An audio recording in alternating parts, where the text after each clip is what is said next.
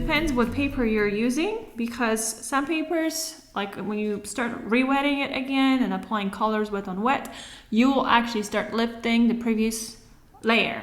The wetting process is not as long, and that's because I don't want to disturb the paint, the first layer. So as you see, I'm not lifting anything.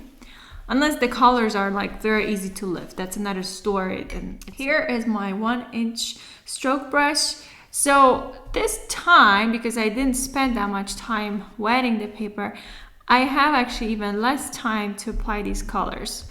So the amount of, I guess, colors and paint I'm gonna use here is overall the same, but the thing is that I want to apply these indigo, but I want this to be a very heavy amount.